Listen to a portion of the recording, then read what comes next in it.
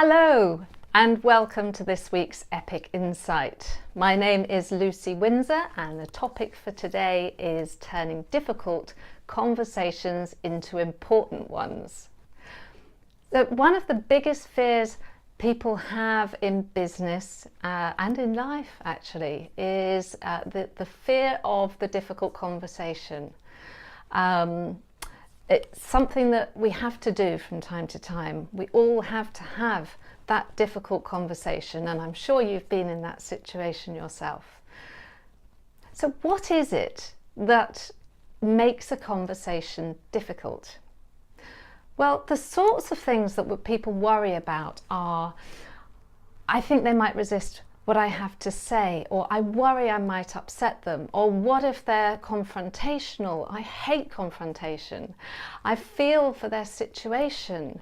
I don't like them and I'd rather not speak to them at all. Or the opposite, they might dislike me.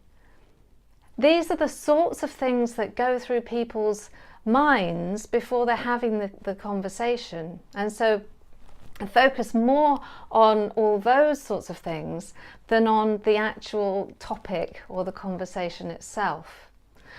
And what happens when you've got all that stuff going on is it leaks. It leaks out of your body. It leaks out of your expression, your facial expression, your body language. You start to go around the houses rather than, just addressing the situation head on and being open and clear and calm. So what might you be able to do about it? Well, one thing that might help you is to think voice. So let me just take you through that. Voice, number one. Vision. What is the vision that you have for the conversation? Now remember, you wouldn't be having the conversation at all unless it was important. So let's try and change the word difficult into this is an important conversation. It's an important conversation because it needs to be had. So number one, vision. Decide what you want to achieve from the conversation and make sure that you share that with the person. So number two, options.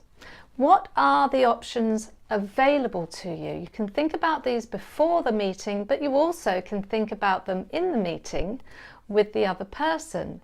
What options are available to you? Number three is the immovables. Now, we all have immovables in some situations. So the immovable might be that there is a service level that needs to be met and it's not being met, and therefore the conversation needs to be had about that. That's an immovable. If you have to be at work at a certain time because things hinge on that, then it's an immovable.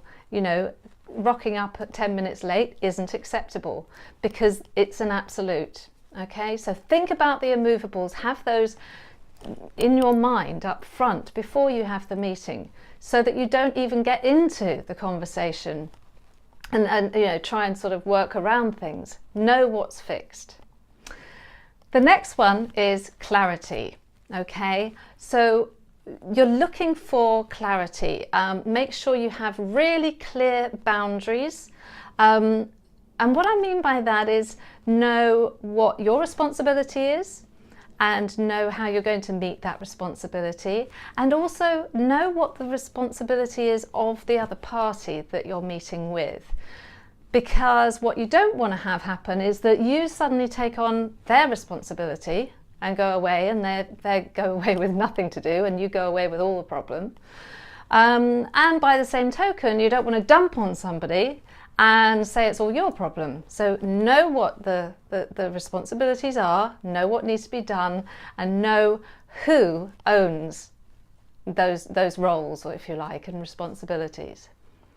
And finally, empathy. Empathy is really important because there may be some reaction, an emotional reaction to something that has been said in your important conversation. it's important to acknowledge that and acknowledge the feeling. You know, how are you feeling right now? I'm feeling uncomfortable. I'm sorry to hear that.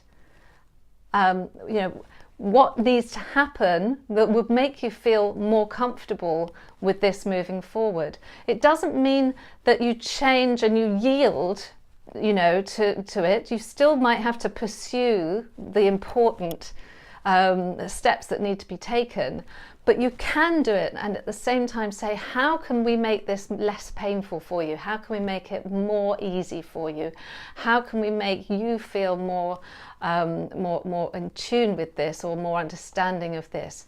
What do you need? And that might help the situation. So next time that you have got a difficult or important situation to be had, just think voice and see if applying voice in your situation gives you some relief. And I wish you the very best of luck with your next important conversation. Bye.